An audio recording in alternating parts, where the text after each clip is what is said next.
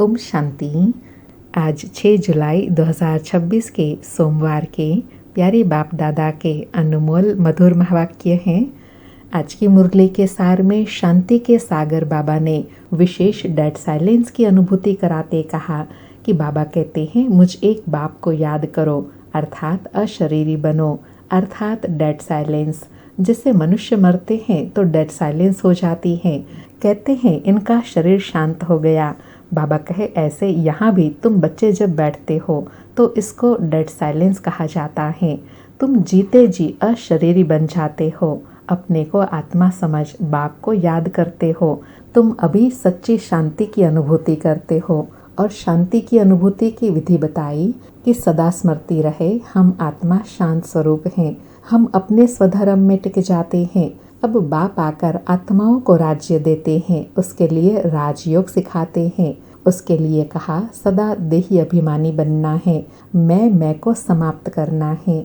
और आज सोमवार का दिन है तो बाबा ने स्मृति दिलाई कि सबसे जास्ती घंटे शिव के मंदिर में बजते हैं, उनको जगाते हैं। सवेरे सवेरे बैंड बाजे बजाते हैं, क्योंकि अभी संगम पर बाप आकर बच्चों को जगाते हैं, देवता बनाते हैं।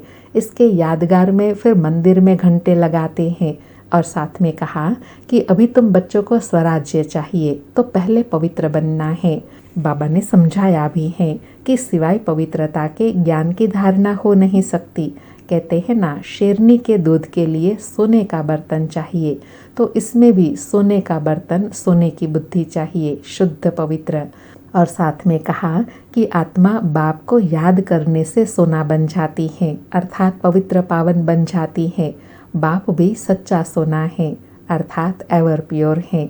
अभी आत्मा बाप को याद करती है तो सारा ज्ञान बुद्धि में आ जाता है। और लास्ट में अटूट याद में रहने के लिए कहा कि यहाँ बाप कहते हैं निरंतर मुझ एक बाप को याद करो, ऐसा याद करो जो अंत में एक बाप के सिवाय और किसी की भी स्मृति ना आए, एक बाबा दूसरा ना कोई। और साथ में खुदाई खिदमतगार बनने के लिए कहा कि बच्चों को सबको समझाना है कि तुम देवता बन सकते हो, आकर समझो। सुनते हैं प्यारे बाप दादा के अनमोल मधुर महावाक्य। आज बाबा कहे, मीठे बच्चे जीते जी इस शरीर से अलग हो जाओ, अशरीरी बन बाप को याद करो। इसको ही कहा जाता है डेड साइलेंस। आज मुरली से प्रश्न है, तुम बच्चे अभी अपना फाउंडेशन मजबूत कर रहे हो, मजबूती किस आधार से आती है? उत्तर में बाबा कहे पवित्रता के आधार से। जितना जितना आत्मा पवित्र अर्थात सच्चा सोना बनती जाती उतनी मजबूती आती।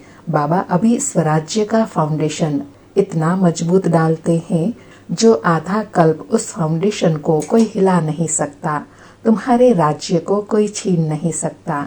तो बाबा कहे, बाबा अभी पवित्रता का इतना पावरफुल फाउंडेशन डालते हैं जो पवित्रता के आधार से ही तुम विश्व के मालिक बनते हो। फिर उस विश्व में, उस राज्य में तुम्हारा राज्य कोई छीन नहीं सकता, तुमको कोई हिला नहीं सकता।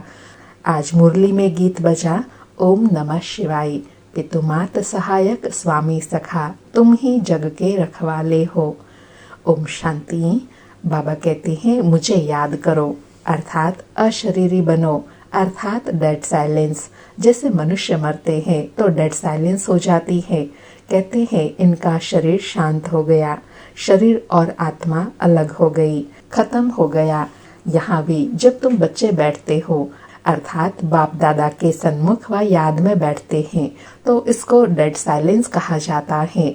जीते जी अशरीरी बन जाओ, अपने को आत्मा समझो, बाप को याद करो।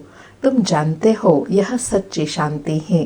बाबा कहे जीते जी शरीर में तुम सच्ची शांति की अनुभूति करते हो, व कहे डेड साइलेंस का अनुभव करते हो। बाबा कहे लोग शांति को नहीं जानते, डेड साइलेंस का अर्थ तो जानते ही नहीं। डेड साइलेंस क्यों कहते हैं? बाबा कहे डेड साइलेंस क्यों कहते हैं? बाबा याद दिलाते हैं वह मर गया, शांत हो गया, तुम भी मर जाओ, तुम भी शांत हो जाओ, अर्थात देह भान से न्यारे हो जाओ। बाबा कहे बड़े बड़े लोग गांधी की समाधि पर जाते हैं, वहां जाकर कहेंगे डेड साइलेंस, अर्थात शांति में बैठो। तुमको भी मालूम है हम आत्मा शांत स्वरूप हैं, दुनिया को पता ही नहीं, हम अपने स्वरूप में टिक जाते हैं। हमारा स्वधर्म है शांति। हमारी आत्मा शांत स्वरूप है। उनको यह पता ही नहीं, इसलिए शांति मांगते हैं। बाबा कहे आत्मा कहती है शांति चाहिए। आत्मा अपने स्वधर्म को भूली हुई है। वास्तव में आत्मा का स्वधर्म ही शांत है। फिर आत्मा क्यों कहती है अशांति है? अशरीरी हो बैठ जाओ। बाबा कहे वह तो हठ योग से प्राणायाम चढ़ा देते हैं तो जैसे मर जाते हैं। उसको कहा जाता है आर्टिफिशियल शांति। तुम बच्चों को तो पता है हमारा स्वधर्म शांत है। तुम आत्मा स्वराज्य ले रही हो। आत्मा ही सब कुछ बनती है। आत्मा बैरिस्टर बनती है। आत्मा कहती है हमको राज्य चाहिए। आगे भी राज्य लिया था बाप से, अब फिर ले रहे हैं। मनुष्य देह भान में है तो दुख में है। अंडरलाइन। बाबा कहे बड़ी सूक्ष्म बात है कि मनुष्य जब देह भान में होता है तब दुख में होता है, और जब आत्मिक भान देही अभिमानी होता है तब सुख की शांति की अनुभूति करते हैं। बाबा कहे अभी तुम समझते हो। क्या समझते हैं? कि हम आत्मा हैं, अपने परम पिता परमात्मा से स्वराज्य ले रहे हैं। तुम आत्मा को राज्य चाहिए। इस समय आत्मा स्वराज्य मांगती है बेहद के बाप से। श्री कृष्ण को तो स्वराज्य था, फिर गुम हो गया। अब बाप आकर तुम आत्माओं को राज्य देते हैं। इसको राजयोग कहा जाता है। परम पिता परमात्मा राजयोग सिखलाते हैं। मनुष्य देह अभिमानी होने के कारण कहते हैं मैं फलाना हूँ, मैं देह को ही समझ लेते हैं। वास्तव में मैं आत्मा करती है। आत्मा कहती है मैं यह चीज उठाता हूँ। फीमेल कहेंगी मैं उठाती हूँ। वास्तव में आत्मा तो मेल है। मैं आत्मा बाप का बच्चा हूँ। बाबा कहे आत्मा कहती है बाबा हम आपसे स्वराज्य ले रहे हैं। आत्मा को स्वराज्य देते हैं परमात्मा। भक्ति और ज्ञान में देखो कितना फर्क है। शिव का मंदिर भी होता है, सबसे जास्ती घंटे भी शिव के मंदिर में बजते हैं। उनको जगाते हैं। जगाते तो सबको है, अर्थात सबके मंदिर में घंटे बजते हैं। सवेरे सवेरे बैंड बाजे बजाते हैं। यहाँ बाप बच्चों को जगाकर देवता बनाते हैं। घंटे आदि बजाने की बात ही नहीं। बाप कहते हैं तुमको स्वराज्य चाहिए तो पहले पवित्र बनो। एम ऑब्जेक्ट बुद्धि में रहती है। स्टूडेंट कहेंगे हम यह मैट्रिक पास करेंगे, फिर यह करेंगे। सन्यासी चाहेंगे हमको शांति मिले। एक कहानी भी है ना, रानी के गले में हार पड़ा था, ढूंढती थी बाहर, तो वह भी शांति को बाहर ढूंढते हैं। परंतु आत्मा तो स्वयं शांत स्वरूप है। आत्मा अपने स्वधर्म को भूल अपने को शरीर समझ बैठी है। आज बाबा पक्का करा रहे हैं कि आत्मा को शांति की अनुभूति तब ही होती है जब अपने को आत्मा निश्चय करे। जब तक अपने को आत्मा ना समझे तब तक शांति की अनुभूति हो नहीं सकती। बाबा कहे बाप फिर स्मृति दिलाते हैं कि तुम आत्मा हो। तुम आत्मा ने 84 जन्म भोगे हैं। यह बातें दूसरा कोई समझा न सके। बाप कहते हैं तुम अपने जन्मों को नहीं जानते हो, मैं बताता हूँ। तुम हो ब्रह्मा कुमार कुमारिया। बाप ने समझाया है सिवाय पवित्रता के ज्ञान की धारणा हो नहीं सकती। कहते हैं ना, क्या कहते हैं, शेरनी के दूध के लिए सोने का बर्तन चाहिए, तो इसमें भी सोने का बर्तन चाहिए। अर्थात बुद्धि जितनी स्वच्छ पवित्र बनती जाएंगी उतना ज्ञान की धारणा सहज होती जाएंगी, दिव्य गुणों की धारणा भी होती जाएंगी। बाबा कहे आत्मा बाप को याद करने से सोने का बर्तन बन जाती है। बाबा भी सच्चा सोना है। बाबा स्पष्ट कर रहे हैं कि आत्मा जब बाप को याद करती है तब ही सच्चा सोना बनती है। क्यों? क्योंकि बाबा सच्चा सोना है, एवर प्योर है, तो उनको याद करने से ही आत्मा प्योर बनेंगी। बाबा कहे आत्मा बाप को याद करती है तो ज्ञान आ जाता है। तुम सच्चा सोना पवित्र थे। यह ज्ञान का असर किसको होता नहीं। बाप कहते हैं मैं तुम आत्माओं को स्वराज्य देता हूँ। यह स्वराज्य मिलेगा तब जब पुरानी सृष्टि का अंत और नई सृष्टि की आदि होंगी। मनुष्य को हद की राजाई है, बेहद की राजाई मनुष्य को भी कभी मिलती नहीं। विश्व का मालिक बन न सके, तुम बनते हो बाप द्वारा। बाबा कहे बेहद का राज्य बेहद के बाप के द्वारा ही मिलता है, बाकी कोई मनुष्य बेहद विश्व का मालिक बना नहीं सकता। भगवान बाप को ही तुम्हारे 84 जन्मों का मालूम है।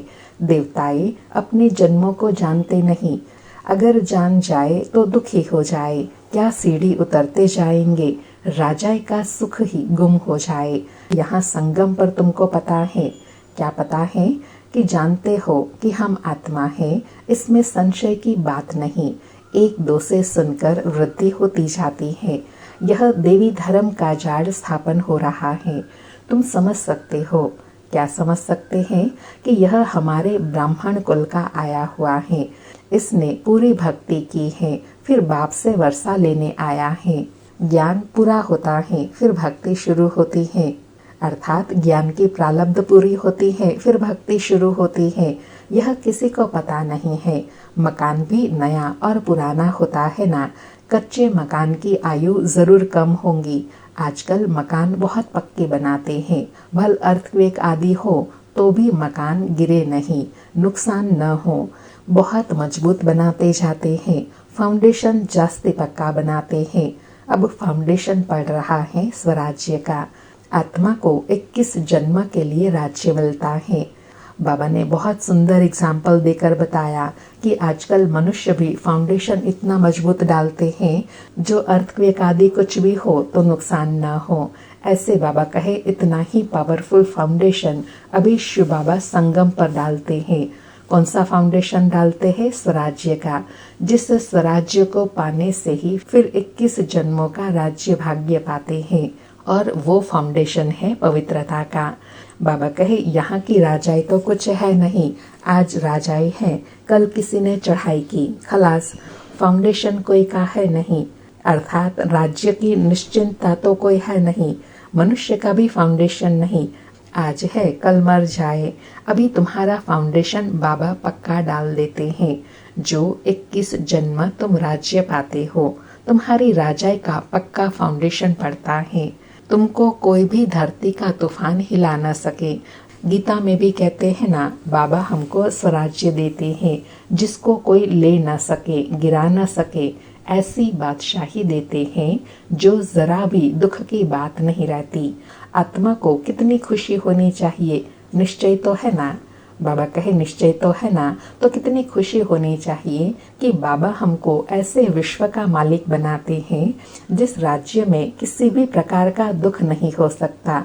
बाबा कहे निश्चय नहीं है तो वो स्वर्ग में चलने के लायक नहीं। इतने ढेर ब्रह्मा कुमार कुमारियां वृद्धि को पाते रहते हैं। तुम जानते हो, क्या जानते हैं? ज्ञान सागर पतित पावन हमको पढ़ाकर राजयोग सिखा रहे हैं। वह फिर कह देते हैं श्री कृष्ण ने सिखाया। यह कैसे समझे? शिव बाबा ने मनुष्य तन में आकर समझाया। बाबा कहे भारत ही पवित्र था, अब अपवित्र पतित है। देवताओं के आगे जाकर उन्हों की महिमा गाते हैं, शिव के आगे कभी ऐसा नहीं गाएंगे कि तुम सर्वगुण संपन्न, 16 कला संपूर्ण, संपूर्ण निर्विकारी। शिव की महिमा अलग है। वह ज्ञान का सागर पतित पावन, सर्व का सद्गति करने वाला, सर्व की झोली भरने वाला भोलानाथ है। अर्थात बाबा कहे देवताओं और परमात्मा की महिमा अलग है। तो बाबा कहे ऐसे बाप को सब भूले हुए हैं। परम पिता परमात्मा को बुलाते हैं कि आकर दुख हरो सुख दो। दुख हरता सुख करता तो एक ही है, उनकी ही श्रेष्ठ मत है। वह है श्री श्री भगवान की मत, जिससे तुम बच्चे भी श्रेष्ठ बनते हो। गवर्नमेंट भी कहती है कि भ्रष्टाचारी दुनिया है, अब श्रेष्ठाचारी कौन बनाए, पता नहीं पड़ता है। समझते हैं साधु लोग बनाएंगे, परंतु वह तो श्रेष्ठ बना नहीं सकते। यह तो बाप का ही काम है ना।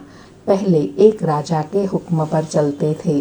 सतयुग में तुमको वजीर आदि कोई भी नहीं है। बादशाही में भी ताकत रहती है, वजीर का नाम गाया ही नहीं जाता। क्यों? क्योंकि अभी बाबा उसका फाउंडेशन डाल रहे हैं। तो इतना शक्तिशाली फाउंडेशन डलता है जो फिर आधा कल्प तक कोई भी प्रकार की सहायता की जरूरत नहीं रहती है। बाबा कहे तुम समझते हो कि हम विश्व का मालिक बन राज्य चलाया था, ऐसे ही जाकर चलाना है जैसे चलाया था। बरोबर सतयुग में लक्ष्मी नारायण का राज्य था ना, हर एक को अपनी अपनी राजधानी मिलेंगी। बाबा कहे श्री कृष्ण को अपनी राजधानी होंगी। दूसरे भी राजाएं होते हैं ना, कम से कम 8 तो है ना, फिर 8 है व 108 है, आगे चल पता पड़ेगा। ऐसे नहीं कि जो भी पिछाड़ी में ज्ञान देने वाला है वह अभी देंगे। जो जिएंगे बाप ज्ञान देते रहेंगे, देना ही है, ड्रामा में नोंद है। बाबा ने कितना स्पष्ट करके समझाया कि ज्ञान के गुह्य राजों को बाबा आगे चलकर और स्पष्ट करते रहेंगे। अगर ज्ञान में जीते रहेंगे तो ज्ञान की गुह्य गुह्य बातों को भी समझते रहेंगे, सुनते रहेंगे। बाबा कहे परमात्मा का भी पार्ट है, यह ज्ञान देने का पार्ट अभी नूंधा हुआ है। बाप कहते हैं आगे चल, तुम बहुत समझने वाले हो, दिन प्रतिदिन समझाते रहते हैं। यह भी पता चले कि हम वहाँ राजधानी कैसे करते हैं, स्वयंवर कैसे होता है। तुम ध्यान में जाते हो, वैकुंठ में जाकर देखते भी हो कैसे वहाँ सोने के महल हैं, सोना ही सोना है। अपने को पारसपुरी में देखते हो, सोने की ईंटों के मकान बन रहे हैं। बाबा कहे समझते हैं, थोड़ी ईंटें ले जाएंगे, फिर सूक्ष्म वतन से उतरते हो तो अपने को यहाँ देखते हो साकार वतन में। मीरा भी ध्यान में अपने को रास करते श्री कृष्ण के साथ देखती थी। तो सूक्ष्म वतन में जाते हैं, वहाँ हड्डी मांस नहीं होता, फरिश्ते बन जाते हैं। बाबा कहे यह जब साक्षात्कार करते हैं ना, तो यह सब साक्षात्कार की लीला सूक्ष्म वतन में चलती है, जहाँ कोई हड्डी मांस नहीं। बाबा कहे ब्रह्मा बाबा भी सूक्ष्म वतन में देखने में आता है, यही फरिश्ता बन जाते हैं। तुम बगीचा आदि देखते हो, यह बाप साक्षात्कार कराते हैं। तुम कहते हो बाबा हमको शुभी रस पिलाते हैं, अब सूक्ष्म वतन में तो पी नहीं सकते। फल फूल वैकुंठ में बड़े फर्स्ट क्लास होते हैं, सूक्ष्म वतन में तो बगीचा नहीं होगा। तुम बताते हो कि बगीचे में गए, वहाँ प्रिंस था, वह तो वैकुंठ हो गया ना। वैकुंठ के वैभव यहाँ मिल न सके, वहाँ वैकुंठ में तो फर्स्ट क्लास वैभव होते हैं। तो बाबा कहे वहाँ के वैभव यहाँ नहीं देख सकते हैं, क्योंकि वो सतो प्रधानता वाला है। बाबा कहते हैं हम तुमको वैकुंठ का मालिक बनाते हैं, यहाँ तो दुख ही दुख है। कोई ऐसा मनुष्य नहीं जो ऐसा कहे कि हे भगवान दुख से छुड़ाओ, अर्थात सब पुकारते हैं, दुख में ही याद करते हैं। श्री कृष्ण के पुजारी कहेंगे कृष्ण को, हनुमान के पुजारी हनुमान की जय बोलेंगे। यहाँ बाप कहते हैं निरंतर मुझे याद करो। बाबा कहे भक्ति में जयकारा लगाते हैं, यहाँ बाप कहते हैं मुझे याद करो। ऐसा याद करो जो अंतकाल कोई की स्मृति न आए। अंडरलाइन, बाबा कहे याद ऐसी हो जो अंतकाल एक बाबा के सिवाय कोई याद न आए, एक बाबा दूसरा ना कोई। बाबा कहे काशी कलवट खाते हैं, उसमें किए हुए पापों की ऐसी महसूसता आती है जैसे जन्म जन्मांतर की सजाएं भोगते हैं। बहुत पाप किए हैं, इसको कहा ही जाता है पाप आत्माओं की दुनिया। आत्मा पापी है, आत्मा ही बाप को बुलाती है, हे परम पिता परमात्मा, हे परम धाम के रहने वाले शिव बाबा। उनका असली नाम एक ही है, शिव। वह है आत्माओं का बाप। रुद्र के साथ शालिग्राम शब्द शोभता नहीं, शिव और शालिग्राम शोभता है। शिव का मिट्टी का लिंग बनाते हैं तो शालिग्राम भी बनाते हैं। पतित पावन तो वही है ना। यहाँ यज्ञ भी रचते हैं। भारत सबसे ऊंच है, परंतु देवता धर्म को भूल गए हैं। तुम्हारा आदि सनातन देवी देवता धर्म है, वह तो चला आना चाहिए। हिंदू कोई धर्म थोड़े ही है, देवता धर्म वाले ही सतो रजो तमो में आते हैं। जब तमो में आ जाते हैं तो अपने को देवता कह नहीं सकते, वास्तव में हिंदू धर्म है नहीं। बाबा कहे तो समझाया जाता है तुम देवी देवता बन सकते हो, आकर समझो। तो कह देते फुर्सत कहाँ है। बाप कहते हैं हम तुमको अपना बनाते हैं, शांति और सुख का वर्षा देने के लिए। बाबा कहे मैं तुमको सुख और शांति का वर्षा देने आया हूँ, और कहते हैं फुर्सत नहीं।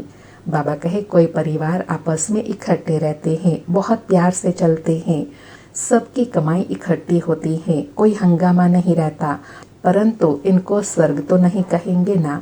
सतयुग में एक भी घर में बीमारी दुखी होते नहीं, नाम ही है स्वर्ग, वहाँ सब सुखी रहते हैं। बाप से तुम सदा सुख का वर्षा लेने आए हो। तो बाबा कहे जब ऐसे सुख का वर्षा देने आया हूँ तो फिर अपने ही देह अहंकार में रहते हैं। यहाँ भल इंसान को कितने भी सुख सुविधा के साधन हो, लेकिन सतयुग के सामने तो कुछ भी नहीं है ना। बाबा कहे तुमको ज्ञान मिला है। कहते हैं बाबा आप पतित पावन हो, हमको भी पावन बनाओ। बाप के साथ तुम बच्चे भी खुदाई खिदमतगार हो। अच्छा, मीठे मीठे सिकेलधे बच्चों प्रति माता पिता बाप दादा का याद प्यार और गुड मॉर्निंग। रूहानी बाप की रूहानी बच्चों को नमस्ते। हम रूहानी बच्चों की रूहानी माता पिता बाप दादा को याद प्यार गुड मॉर्निंग और नमस्ते नमस्ते। सारी मुरली से धारणा के लिए सार है। पहला पॉइंट, स्वराज्य लेने के लिए पवित्रता का फाउंडेशन अभी से मजबूत करना है। जैसे बाप पतित पावन है, ऐसे बाप समान बनना है। दूसरा पॉइंट, अपने शांत स्वधर्म में स्थित रहना है। जितना हो सके देह अभिमान छोड़ देही अभिमानी रहना है। डेड साइलेंस अर्थात अशरीरी रहने का अभ्यास करना है। आज का वरदान है, अन्य आत्माओं की सेवा के साथ साथ स्वयं की भी सेवा करने वाले सफलता मूर्त भव। अन्य आत्माओं की सेवा के साथ साथ स्वयं की भी सेवा करने वाले सफलता मूर्त भव। स्पष्टीकरण है, सेवा में सफलता मूर्त बनना है तो दूसरों की सर्विस के साथ साथ अपनी भी सर्विस करो। जब कोई भी सर्विस पर जाते हो तो ऐसे समझो कि सर्विस के साथ साथ अपने भी पुराने संस्कारों का अंतिम संस्कार करते हैं। जितना संस्कारों का संस्कार करेंगे उतना ही सत्कार मिलेगा। सभी आत्माएं आपके आगे मन से नमस्कार करेंगी, लेकिन बाहर से नमस्कार कराने वाला नहीं बनाना, मानसिक नमस्कार करने वाले बनाना।